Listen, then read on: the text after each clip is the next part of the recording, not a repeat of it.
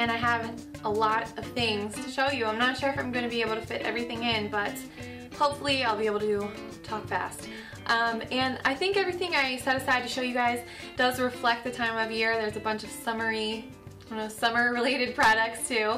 So I'm going to get started with one of those because it is SPF season, as we all know. So this is the Neutrogena Ultra Sheer Liquid, what's it called? Daily Sun Protection, and this is a sunscreen SPF 55, and it doesn't say that it's specifically for your face, but I only use it on my face considering it is this tiny little bottle. But the reason that I like this so much is that it's really, really lightweight. It doesn't feel greasy or heavy or anything, and the other huge thing that I love about this is the fact that you can layer it underneath your makeup. Now, when you're on the beach, that's not really going to come into play too much. I know most people don't wear makeup on the beach, but it's still going to be a really nice, comfortable feeling sunscreen that's going to protect your skin from the sun regardless. But I find it really comes in handy when, during all of those summer events where you're going to be out in the sun all day, but you still want to wear makeup. I mean, I can't even imagine wearing a regular sunscreen underneath my makeup. That would just be,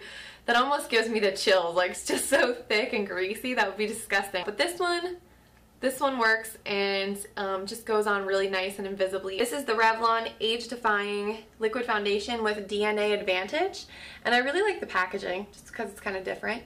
And I picked this one up. This is kind of a big deal for me because I haven't really found a drugstore foundation that I've liked probably since high school.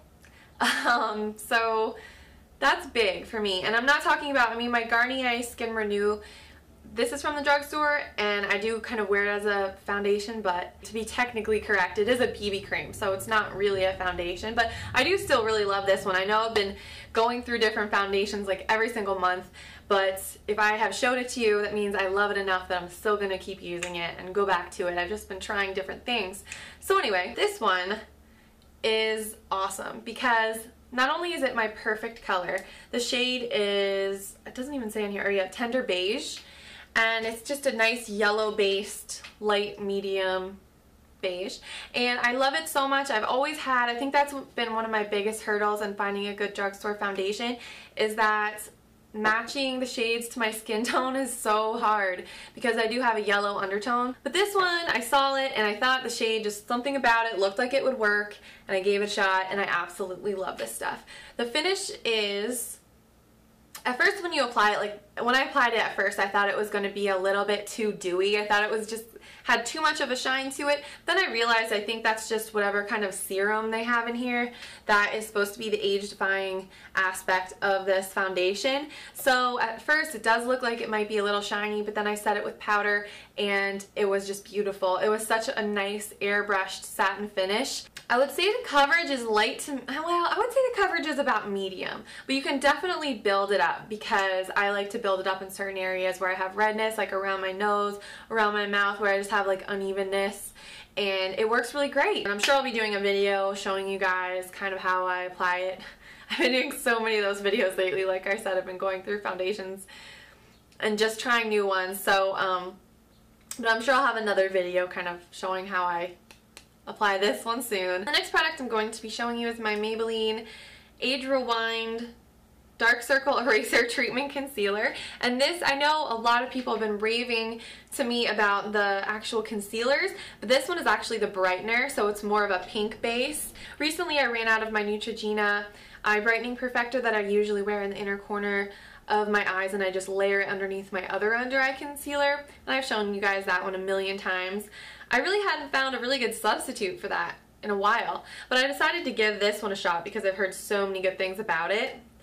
And it does have that sponge tip applicator, and which I like. I think it goes on really well. It does have that kind of a pink, like a very pale pink look to it, much like the Neutrogena Eye Brightening Perfector. So I think this is a really great alternative to that. And this one's just a little bit more lightweight, but it's still, the brightening effect is still the same. So I really like this a lot. So I really want to try some of their other concealer products, the little spongy ones too. So I've actually been wanting to try this as a highlighter for my face, just applying it to the top of my cheekbones and nose and everything, but I keep forgetting to do that. So I'm gonna try to use it that way too and let you know what I think on that as well. The next thing is this Hard Candy Fox in a Box boxed blush, and you can find all of Hard Candy products at Walmart. And I had heard so much about this blush, in particular this shade. This is Spicy and Sweet, and it's just sectioned off into 4 colors. There's a bronze shade, a darker pink, a medium pink, and then a lighter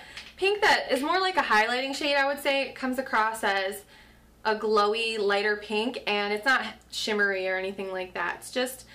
It's very pretty, and I mix all the colors together with my blush brush. I would say it's kind of like a strawberry pink color. I feel like I'm not getting all the colors in there.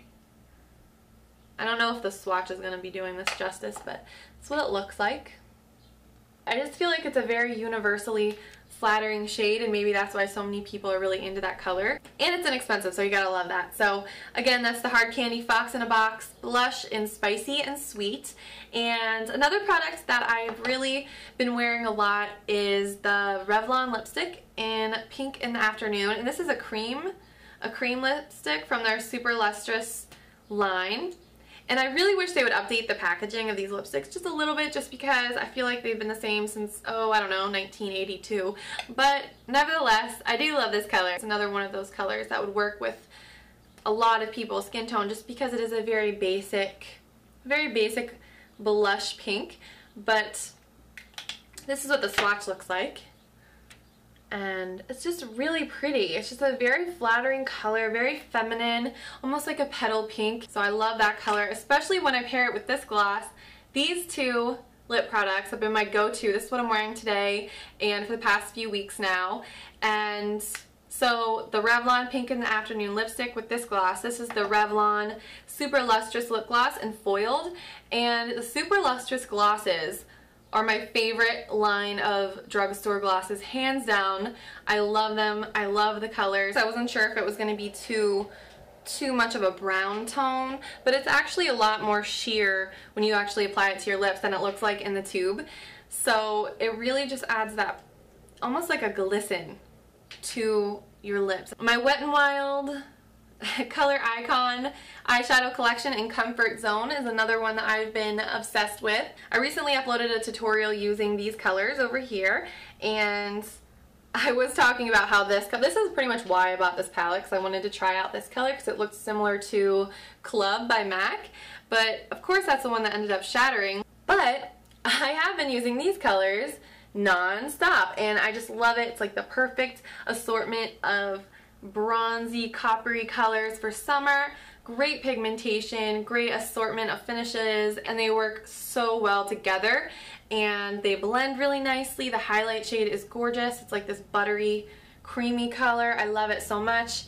And yeah, kudos to Wet n Wild. This is the first of their products I'd ever tried, and I was very, very impressed. And what else can I show you guys before, oh, I only have a minute left on my memory card. Really quick, I'm just going to show you this mascara and then save everything else for next month, I guess. Sorry, I'm running out of time. But this is the L'Oreal Double Extend Mascara, and one side is a shimmery bronze color, and it has this weird bulbous wand. I don't know, it's the first word that came to mind. And it looks like it would be really pretty, but to be honest, it doesn't really show up that well. So I wish they would just get rid of this and sell this side by itself. Maybe they do, I don't know. This is what the wand looks like. I'm really a fan of these kind of wands, like the chunkier, bigger wands. But yeah, the actual mascara I really, really like. It's very volumizing. I can build up a nice length with this too. But I think that's about all I have time for in this video to show you guys. I have tons of summer makeup tutorials in the works, so those will be coming your way very, very shortly, so keep checking back for those videos. And I hope you all are enjoying the start to your summer, and I'll talk to you really soon. Bye!